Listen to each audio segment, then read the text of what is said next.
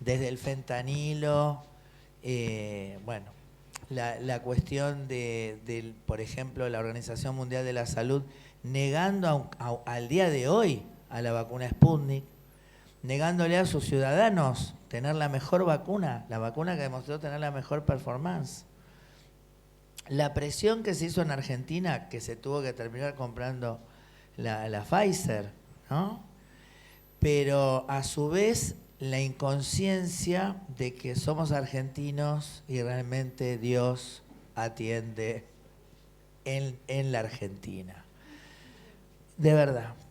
Porque nosotros tenemos comparativamente malos resultados en cuanto a la mortalidad, ¿no? O sea, en relación a la inversión y a todo lo que se hizo, el resultado final de mortalidad es grave, porque estamos entre los primeros 10 países de mortalidad. Pero si nosotros miramos la curva, ustedes van a ver que la segunda ola es la más mortífera.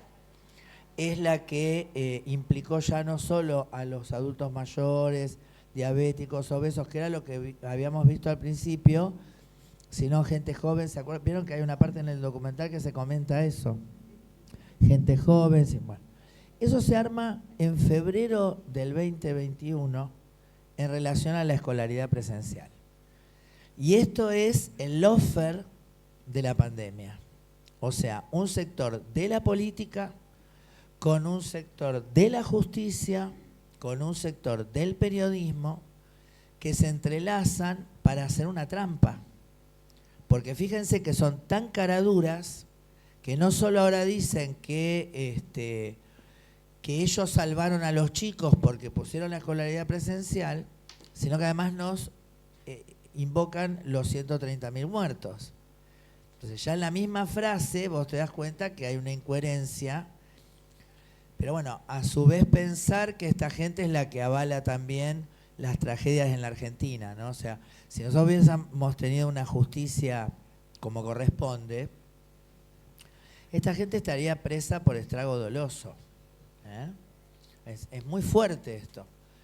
Y algún día esto se va a tener que tramitar, porque fíjense ahora también, inclusive a veces yo miro con mucho dolor, que algún dirigente nuestro termina dándoles la razón. Dice, bueno, por ahí no decimos... Nos pasamos, quizás nos pasamos. Y decimos, no, pero... yo me acuerdo que en un canal de televisión le dije, bueno, te voy a dar un botellazo. Bueno, le daría un botellazo, ¿me entendés? Le daría un botellazo, porque ¿sabés qué pasa? No podemos conciliar todo el tiempo cuando en realidad hablamos de la vida de la gente y la programación de la muerte de la gente para después tirártela encima. Entonces, esto es también la otra cuestión, ¿no? O sea, nosotros tenemos que, obvio que es muy difícil, porque, digamos, ¿qué pasa con toda esa gente que fallecieron sus familiares? Que no están hablando, que no están... O sea, el otro día vi un hecho político terrible, que es la convocatoria en el Congreso, para para reivindicar, digamos, y repudiar, ¿no?, el avasallamiento de los derechos humanos durante la pandemia. O sea, no pueden ir a la justicia porque es aberrante el planteo, pero sí van a la política, que es el Congreso. Y te ponen gente llorando, gente enojada, gente triste. Guerra decía que era un tapabocas para que no pudieran expresarse, ¿te acuerdas? Claro, ahí va. El bailarín. Bueno, el payaso del farmacéutico, ¿no? Los payasos de la médica esta, bueno, el negacionismo que formó parte de todo esto. O sea, si realmente quisiéramos tramitar, vuelvo a insistir, ¿no?, todo lo que nos pasó, está muy claro que se utilizó políticamente y que si no tuvimos mejores resultados fue sencillamente por esto. Porque se empujó a la población a estar enojada, a estar contrariada. Fíjense que nosotros no solo cubrimos, y realmente de forma, entre comillas, eficiente, todo lo que tenía que ver con lo sanitario. ¿Se acuerdan que Estados Unidos tenía un problema porque cada estado y cada lugar tenía que tramitar sus propios respiradores, etcétera? O sea, que tenía que competir con otro. Acá el Estado asume el control de los 3 sectores y la distribución de los materiales y por ende de las personas. Por eso hubo un colapso, pero se pudo sobresalvar, porque por ejemplo terminara gente que era de Barrio Norte en Morón, en un hospital ¿no? de campaña que se había montado para esto, y se pudo atender. ¿Se imaginan qué hubiera pasado si solamente respondía cada sector en particular? Entonces, pero además la asistencia social, la asistencia económica, la asistencia a las empresas, el IFE, el asunto de los trabajadores, de haberles pagado medio salario, que encima los vivarachos que hacían, te daba el medio salario. La empresa lo terminaba poniendo la otra mitad. Entonces, en ese sentido es muy injusto ver cómo hoy otra vez, en una situación de un debate político miserable, ¿no? Se mete esto que ha sido tan importante, de lo que tendríamos que estar realmente orgullosos, y aprender.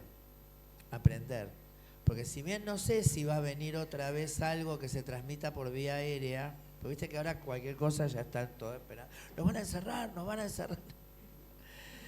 Y probablemente no. Pero sí esto de aprender a protegernos entre todos, en ponernos de acuerdo en cuáles son los mecanismos y qué es lo que tenemos que hacer. Y la relevancia de todo. Fíjense que acá se nota cómo desde el camillero, ¿no? Desde el camillero hasta el último de laboratorio, etcétera, todos tenían un protagonismo que cumplir. Y eso, en esta situación, dio muy buenos resultados. Si no hubiera sido, ¿no? por esa masacre provocada.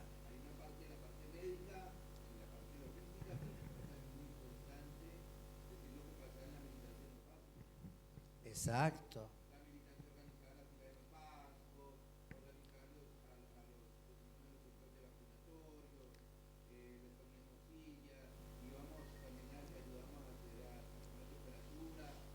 Haber dado elementos de higiene.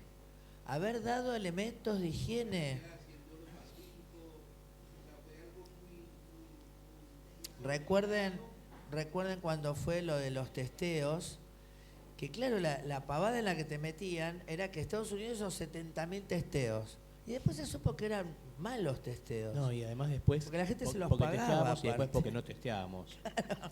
Porque, sí. o sea, tuvimos una pérdida en la parte, en la publicidad. Sí. Estuvimos tan metidos en lo asistencial que no publicitamos porque no nos pareció importante. Porque sobreestimamos que todo el mundo iba a entender lo que estaba pasando. Y no entendió toda la gente lo que estaba pasando. Y trabajaron muy bien, considerando que si testeábamos poco, testeábamos poco. Si testeábamos mucho, testeábamos mucho. Estaba abierto. Si estaba se juntaba cerrado. mucha gente en la puerta del banco, era culpa también nuestra. Sí. Pero si no se juntaba, era porque no nos dejaban salir.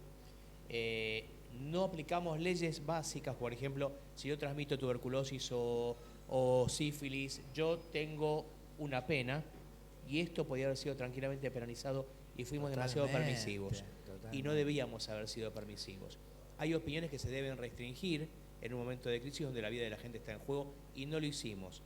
Y creo que ahí pecamos demasiado de inocentes. Claro. Porque, bueno, primero recordar que esta gente tiene que ver con quienes tiraron gente viva al río, ¿no? O sea, no podemos esperar mucho más de ello. Fíjense lo del dióxido de cloro. El dióxido de cloro que llegó a pasar una aberración jurídica. O sea, hubo un juez que dictaminó que un médico tenía que suministrar algo que se considera veneno a una persona. Era probado. Porque vos ahí, desgraciadamente, dicen, bueno, pero Canosa no le dijo, toma esto. Pero cuando se hace esta cuestión del juez y no se lo sanciona, no se le hace juicio político y se lo echa a patada. Canosa no le dijo que tomara el dióxido, pero fue como la hamburguesa de Haddad. No, estamos de acuerdo, sí. Claro. Bueno, y las sanciones a los médicos, ¿se acuerdan que decían, no, cuando vean un médico que les dice que hay que intubar a su paciente, péguenle? O sea, es buenísimo, es buenísimo. A mí me da bronca, la verdad que me da ganas de poder hacer alguna acción legal, ¿no es cierto? Alguna cuestión, porque sí, pero el tema es esto de esta justicia que tenemos hoy, ¿no?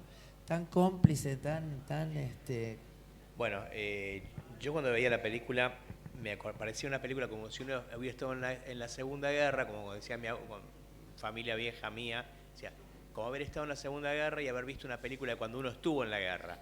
Y uno estuvo en la guerra y me estaba hablando con Carmela de todas las cosas que nos acordamos con Lucas, con Carmela, en la época que estuvimos muy pegados, y con Romina incluso, cuando caí, que estábamos todos atrás de todos para ver cómo poder sacar a la gente de los problemas, ¿no?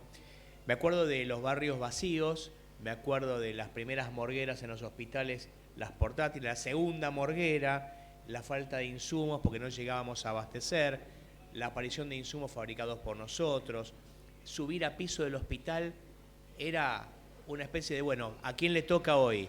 Voy yo. Entonces te preparabas durante 5 minutos, te ponías todo, tomabas aire, tratabas de no respirar, subías a hacer la interconsulta, volvías, cambiarse en casa, cambiarse en el hospital. La enfermera decía que no tomaba nada. No tomabas nada, porque no tomabas café. No querías poner la boca en ningún lado, ni hablaba de mate, hablábamos de café. No sé, mojábamos los zapatos con lavandina, ¿te acordás que teníamos la alfombrita con lavandina? Todas esas cosas que hoy se nos fueron yendo, bueno, hoy me volvieron con esta vista. Y las vacunas, que la Sputnik sí fue la mejor y la Sinopharm no fue la mejor, pero bueno, fue la que conseguimos también, que hubo que revacunar permanentemente. Fue uno de los pocos países que la tuvo. Yo me acuerdo de en Manhattan mostraban, y todos lo veían, los canales que después hablaban contra las medidas, de las morgueras apostadas una al lado de la otra en el Central Park. Me acuerdo de Francisco dando vueltas en una plaza haciendo una ceremonia casi para exorcizar este mal, y después se olvidaron de todo. Se olvidaron de que la gente entraba con tos y a las 48 horas estaba muerta. Yo tengo diálogos de pacientes diabéticos de mi esposa que, ay, mirá, voy porque me siento mal. Y el lunes estaba muerta la persona. Y bueno, y pasó así. Pacientes mías que perdieron los hijos. Está lleno de historias reales. O sea, no importa la política, está lleno de gente real que murió. Real, gente que no se vacunó porque no quiso, porque la convencieron, bueno, que fue víctima, que esa gente hasta tenía que... Médicos, que es lo más triste. La crisis lo que nos tiene que llevar a reflexionar. Sí.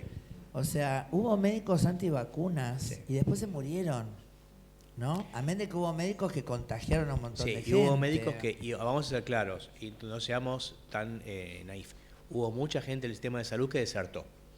Sí. Que colgó los botines, dijo, yo no vuelvo hasta que no pase todo.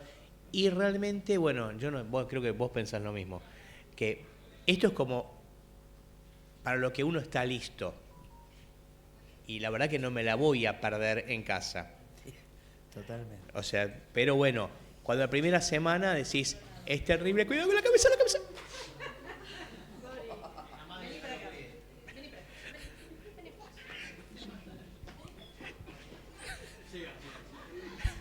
La primera semana vos ves las cosas, estás preocupado. La segunda semana estás menos preocupado y ya haces chistes. La tercera semana sentís que los tiros te pasan al costado y seguís.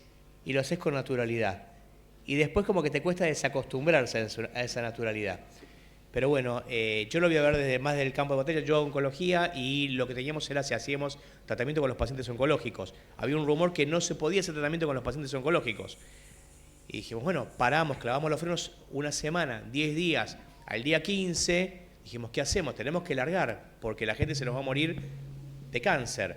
Entonces empezamos con, como diría el general, todo en su medida y armoniosamente, armar un circuito de entrada y salida de pacientes, atender con los turnos, y la quimioterapia se siguió haciendo y los pacientes se siguieron atendiendo y tuvimos muy pocos pacientes enfermos, pero todos en el servicio, con ida y vuelta a los pisos, terminamos cayendo. En un momento tuvimos que parar, en estos años, 2 veces un servicio porque teníamos a todas las enfermeras de quimioterapia enfermas.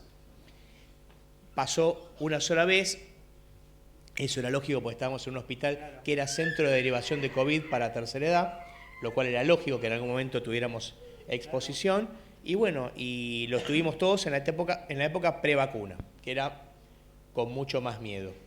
Y además te internaban siempre, ¿viste? Bueno, a mí lo que también me pasó, digamos, por lo que fui reconocida, ¿no? Más allá de que trabajo hace 30 años en el Hospital Muñiz, nos venimos bancando la pandemia de VIH, de la que nadie habla, ¿no? Y que se muere una persona cada 2 horas en la Argentina, parece que no es importante eso, y que cada 2 por 3 nos quieren cerrar el hospital, ¿no? Porque realmente es un lugar de una extensión, una belleza, una ubicación que lo hace muy tentador, y Francisco Javier Muñiz larga una pandemia, alguna cosita que pasa y no nos pueden cerrar, ¿no? Porque ahí es como que se dan cuenta la importancia que tiene. Y bueno, yo trabajo hace muchos años, me interesa la comunicación y estuve teniendo programas de radio, etcétera, participando en cuestiones de prensa. Y entonces, bueno, me empiezan a llamar y realmente, por eso digo, es importante que por ahí lo que uno ve en la tele, ¿no? Que sigue tomando como la verdad, como que si se dice ahí hay un poder de censura, que entonces lo que aparece realmente demostró ser verídico, ¿no? Y bueno, yo me acuerdo que fue cuando pasó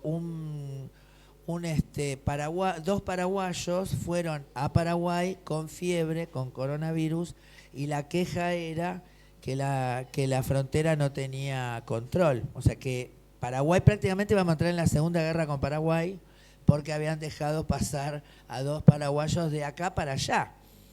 Entonces, bueno, me llaman de la tele y era tan terrible como lo planteaban, ¿viste? Que vos decís, a ver, muchachos, ustedes estaban cerrando el Estado hace 2 años. O sea, hace 2 años se cerró el Ministerio de Salud, ustedes no dijeron nada. Y en un momento le digo, pero además, la frontera con Paraguay, si la Argentina no controla, Paraguay tiene que controlar. O sea, no podés echarle la culpa al otro de lo que vos no hiciste. Los periodistas atrás de cámara me miraban y me hacían, y sí, y sí, pero si pasa, pasa.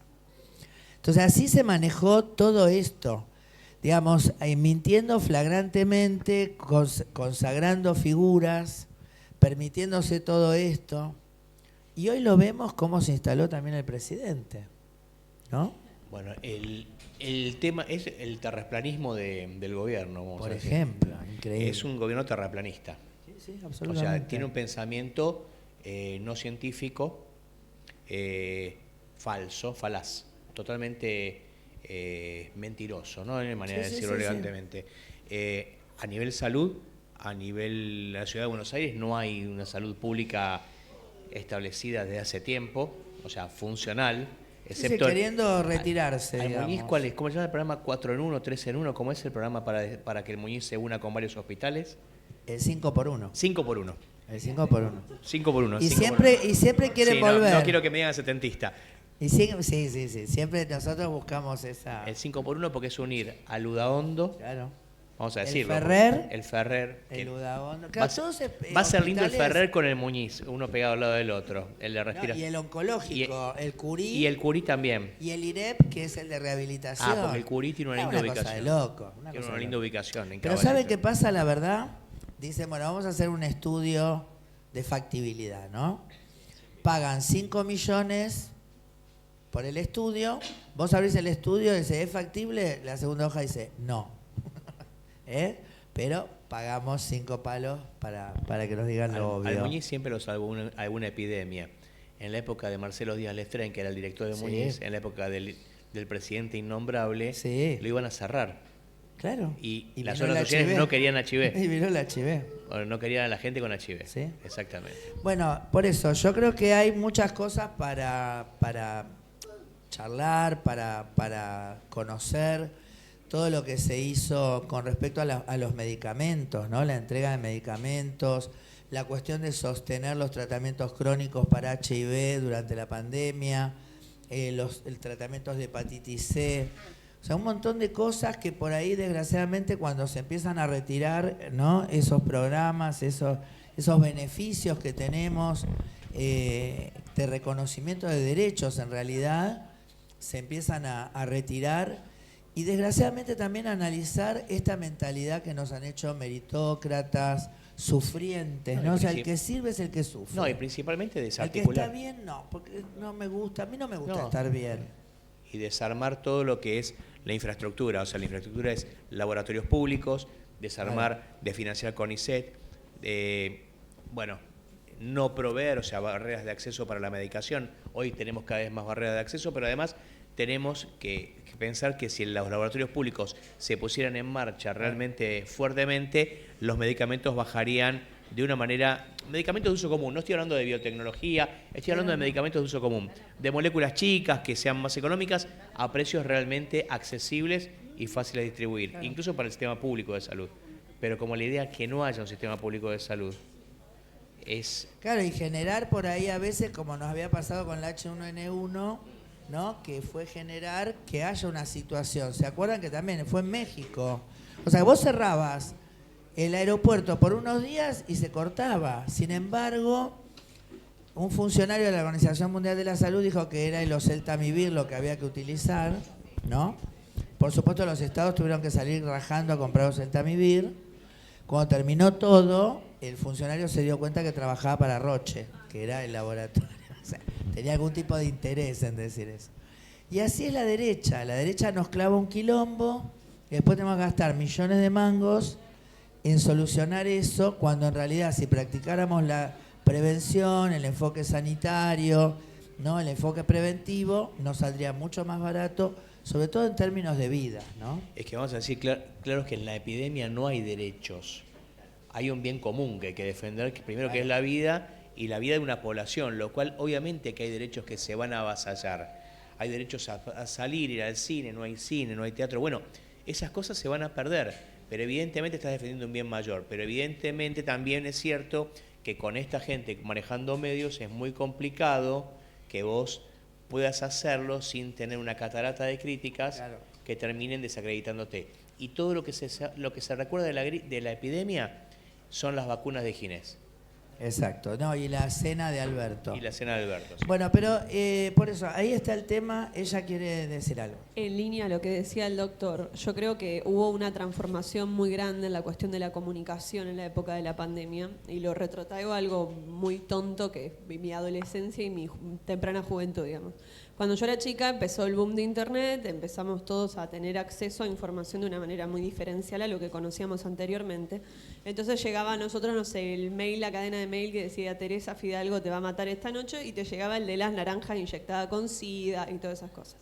Bueno, en esa época la desmentida de esa información, que era tan tonta, porque tan imposible de comprobar, algo absolutamente falso en cuestiones lógicas, llegaba a través de los medios de comunicación masivos, el medio de comunicación hegemónicos, digamos, la tele, los diarios, un infectólogo en la televisión. Yo creo que lo que pasó en la pandemia es que nos encontramos por primera vez con toda la fantasía llevada a la verdad de los medios hegemónicos. Entonces vos pasaste a tener a tus padres que te desmentían el mail de las naranjas con SIDA, y de golpe estaba Viviana Canosa tomando cloro en televisión y te decían, esta es la solución para todos nuestros problemas. Pero porque hay una cuestión de reflejar en esos medios de comunicación una verdad, una garantía. Y ahí es donde está esto que vos decías antes, Gabriela, que es cómo la justicia, cuando está mal parida, como la que tenemos en este momento, es en realidad el foco, el eje de todos los problemas. Porque si nosotros tuviéramos una justicia seria que actuara sobre la irresponsabilidad comunicacional y tuviéramos una ley de medios seria y un montón de cosas que están faltando en la Argentina para poder romper con este esquema de la no verdad o de la posverdad, como le dicen muchos, yo no creo que sea posverdad el término, es directamente la no verdad, es trabajar sobre la mentira como si fuera un hecho. Si nosotros tuviéramos una justicia seria, Claramente estos medios de comunicación masivos tendrían que tener todavía esa solemnidad, esa seriedad sobre estos temas o estas opiniones. Pero claro, o sea, vos no desarticulás la llegada de esta falsa información a los medios porque no tenés consecuencias. O sea, vos planteás lo que sea, cualquier cosa. Se te puede morir un chico de 5 años, como pasó con el tema del cloro, de Viviana Canosa, y ni siquiera que la llamen a declarar. Yo te digo que la condenen, esas son otras cosas. Yo estoy hablando del hecho de decir, pará, hay un punto donde vos no podés joder con esto. Claro, pero ahí está el tema, porque primero pensemos esto, ¿por qué tu intención es hacer que la gente le vaya mal? O sea, este es el tema, ¿no? O sea, yo te dejo hablar y vos trabajás para el mal. Pero además hay algo que esto que decía yo, la mentalidad que se ha forjado en Argentina, ¿no? Del asunto del sacrificio, del mérito.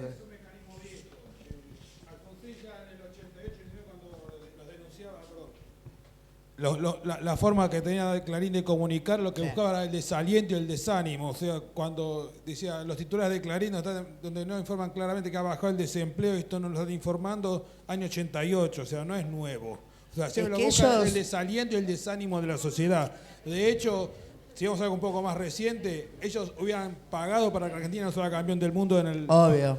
Porque querían el desánimo y el desaliento, que la gente se vaya con cara de culo. Pero escúchame, ellos lograron que vuelva la democracia y nosotros no tuviéramos conciencia que ellos operaron todo el tiempo para la dictadura y son los que se beneficiaron.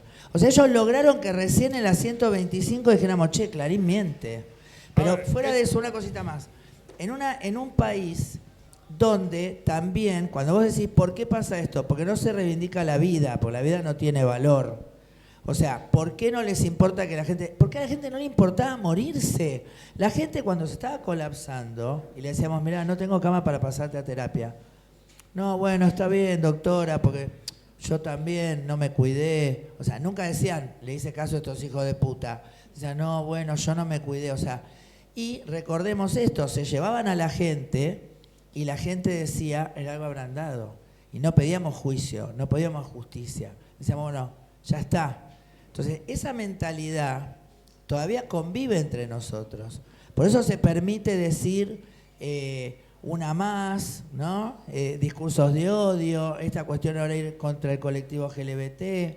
O sea, todo eso permite esto. Entonces, tenemos que ser muy claros. Sí.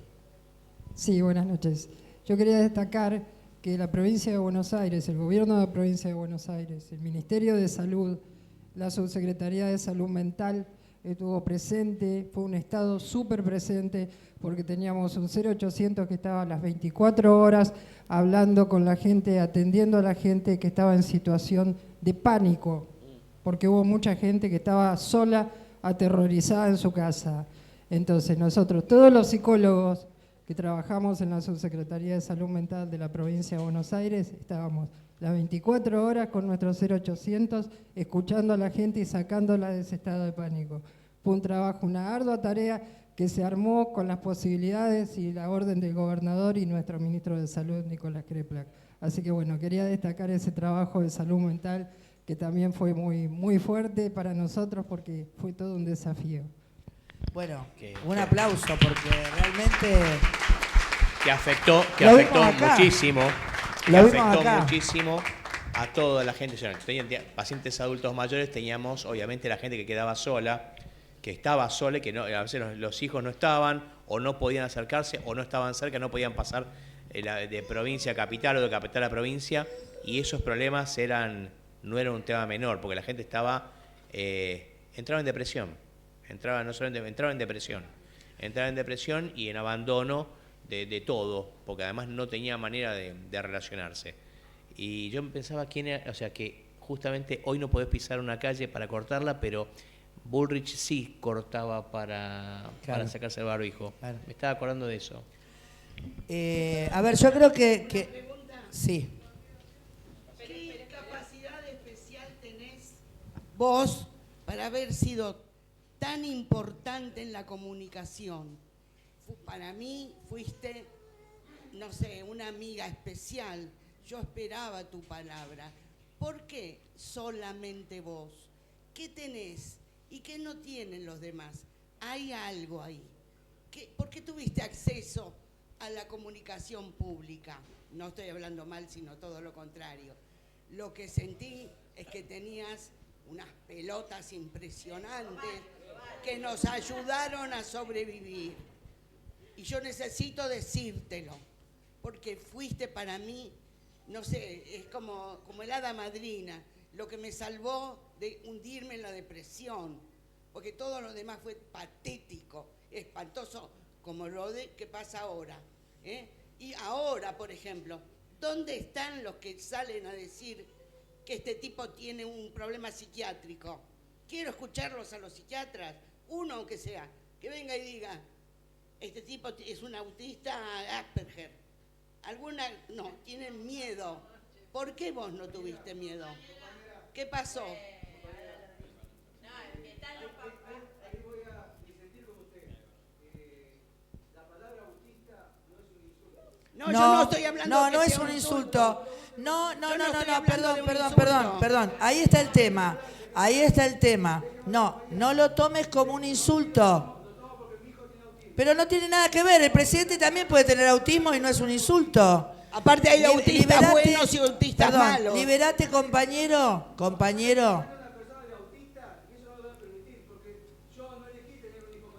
¿Y qué tiene que ver eso? El presidente puede ser autista. ¿Y qué tiene que ver? ¿Vos no pensás que el presidente tiene un rasgo autista? Nadie está defendiendo a nadie, muchachos. Estamos haciendo un diagnóstico médico.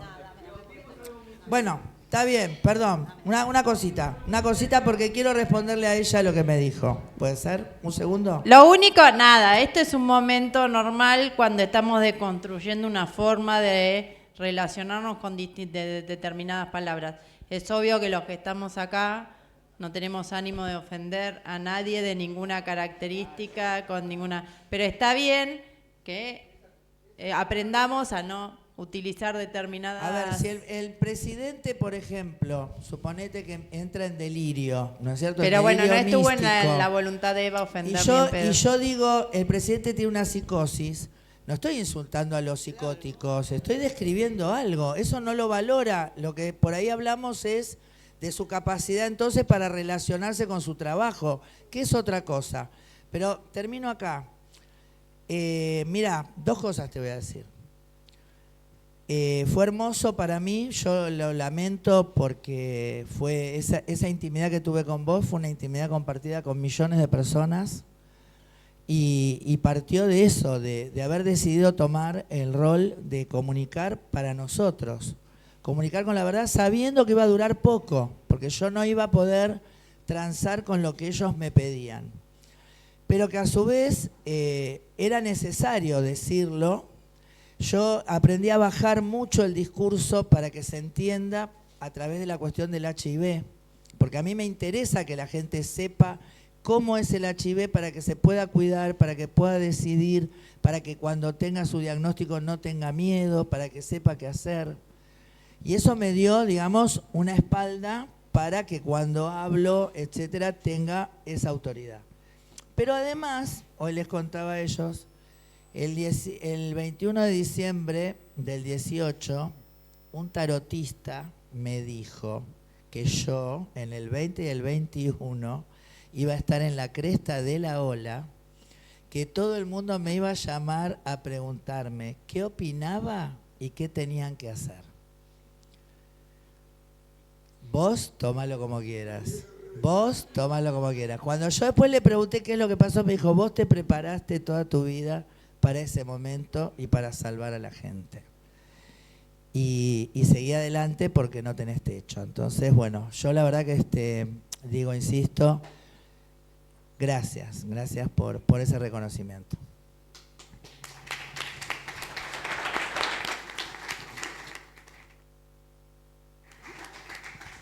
Y después le paso el número del tarotista, por supuesto. Creo que lo más molesto con respecto a lo que decías es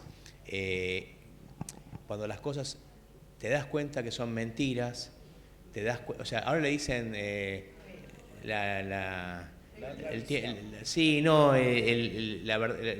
tiempo líquido, la posverdad, y no deja de ser una mentira. O sea, sea, Machado decía una cosa, la verdad es lo que es y sigue siendo verdad, aunque se la pinte al revés.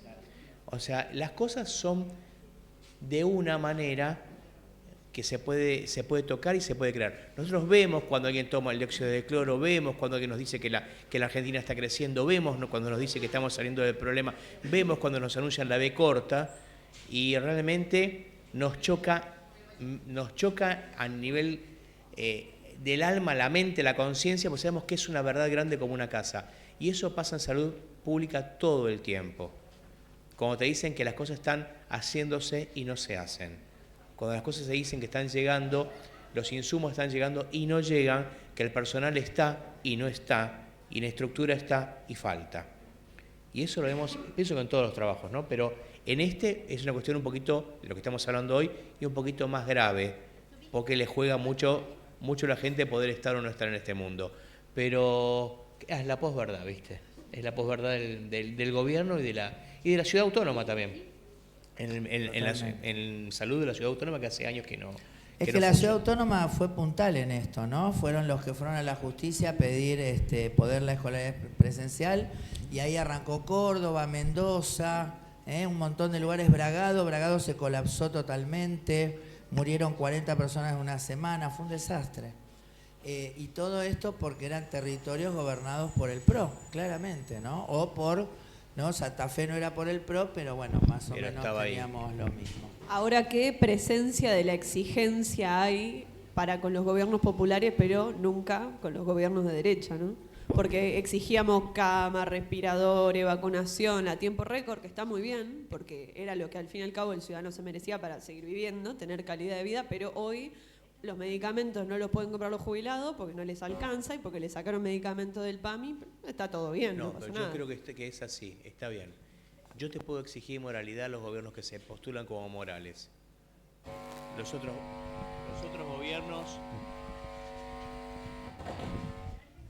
gobiernos no necesitan que vos los juzgues de inmorales porque ya lo son.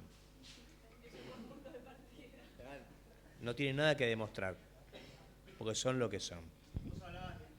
Todos recordamos al propio Mauricio Macri, que abiertamente, públicamente dijo que en la pandemia, bueno, que abran todo, total, que se mueran los que se tengan que morir. Y el tipo lo dijo y no pasó nada, y hubo un sector o dos sectores claramente marcados que políticamente capitalizaron este discurso negacionista, anticuarentena, que hoy, bueno, digo, transcurrido el tiempo... Darwinista, te diría ya. Totalmente, y hoy, digo, está bueno identificarlo porque de esto seguramente se va a escribir en el futuro, en la historia, y por lo menos para decirle digo, como parte de una actividad militante, de transmitirle a la gente y recordarle a la gente que hubo quienes militaron la muerte, lisa y llanamente. Con lo cual, eso es algo bueno del documental. Y perdimos la publicidad, perdimos la batalla, no te diría cultural, publicitaria. Sí. Es la primera vez que se gana una guerra y no se dice que ganaste una guerra. Totalmente. O sea, ganaste una guerra en 2 años, trajiste armas que no tenían los demás, tuviste muchas bajas, realmente tenías que haber tenido los cajones en la calle, como en Ecuador, que te los dejaban en la puerta. Y realmente, como pasaron en muchas provincias, como por ejemplo en Jujuy. Sí. En Jujuy que hubo que hacer sepelios por familias porque no había sepultureros en el cementerio. Llegaban a los poblados y estaba la gente muerta dentro de las casas porque no habían llegado ni a hablar por teléfono a llamar a un auxilio, ¿no? Entonces, perdimos la batalla esa violentamente.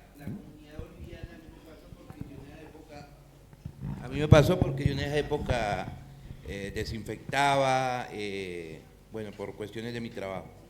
Me pasaba que la comunidad boliviana, por ejemplo, velaba a su familia en los patios, que nosotros íbamos a desinfectar para ellos reunirse. Yo lo que digo acá es, sabemos lo que vivimos, porque todo lo vivimos, lo que somos conscientes de que hubo un Estado muy presente, de que hubo una militancia muy presente. Es como cuando, por ejemplo, a nosotros nos inunda la calle, ¿no?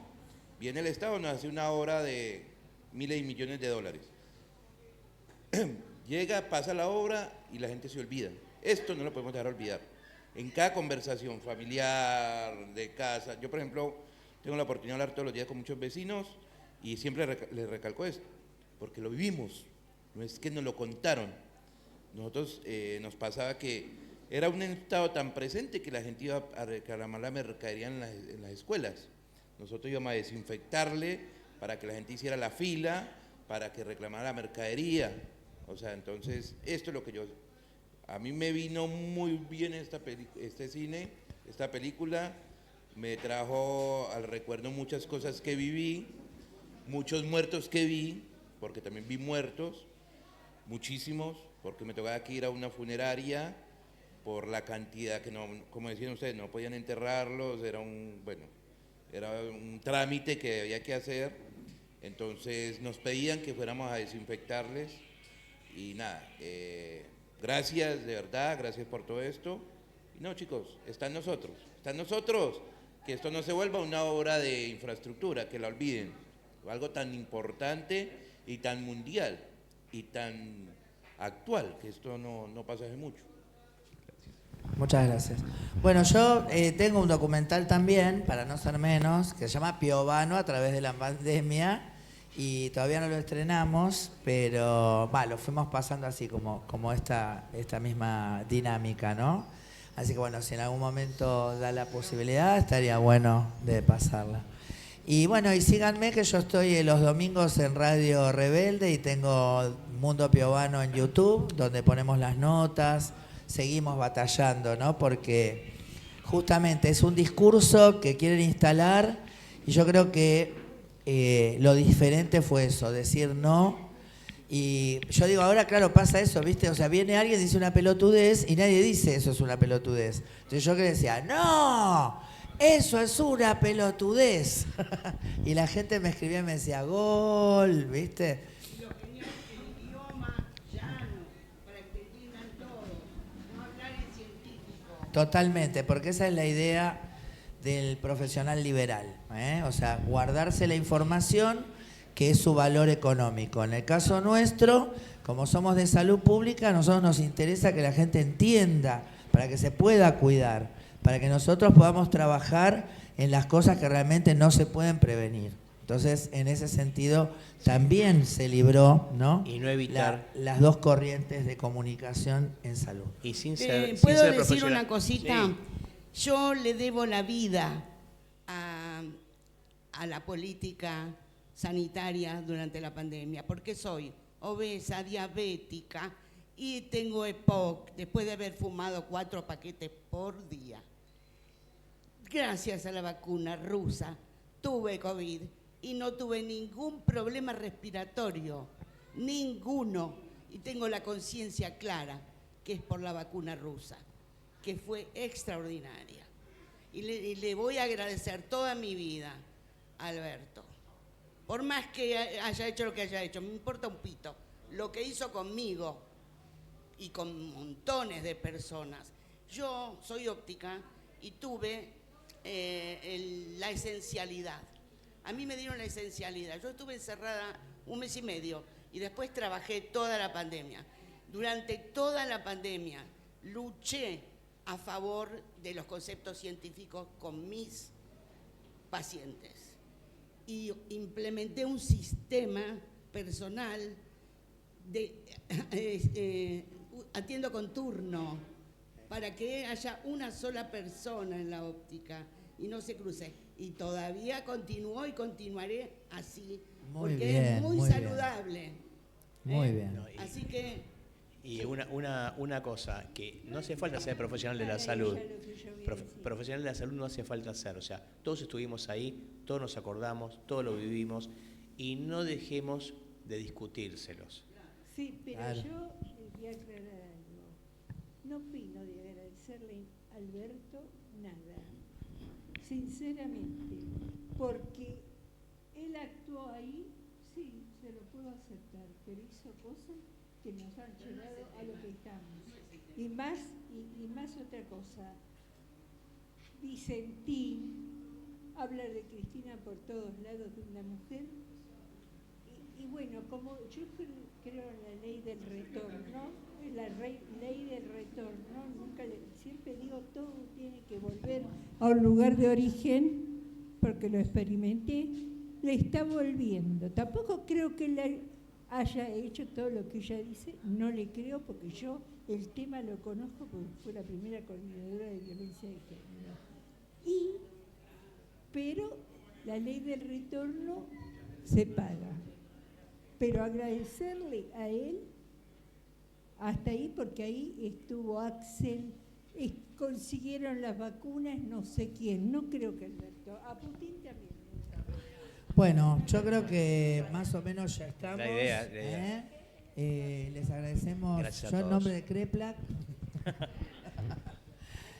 Bueno, el domingo estuvo conmigo Kreplak, no sé si sirve de algo, pero bueno, estuvimos hablando de que hoy iba a venir acá. Y hay que dar la lucha, porque si no, acuérdense que Janina Latorre fue personal esencial. Ay, Dios Así que mío, por después de favor. eso hay que estar dispuestos a dar la lucha, porque eso puede Y repetirse. Che, y hay que portarse bien porque Mauro Viale nos está viendo, así que... Bueno, un beso, un aplauso para todos. Gracias a todos. Quiero entrar para cerrar. Acá. Cierro. Gracias a todos.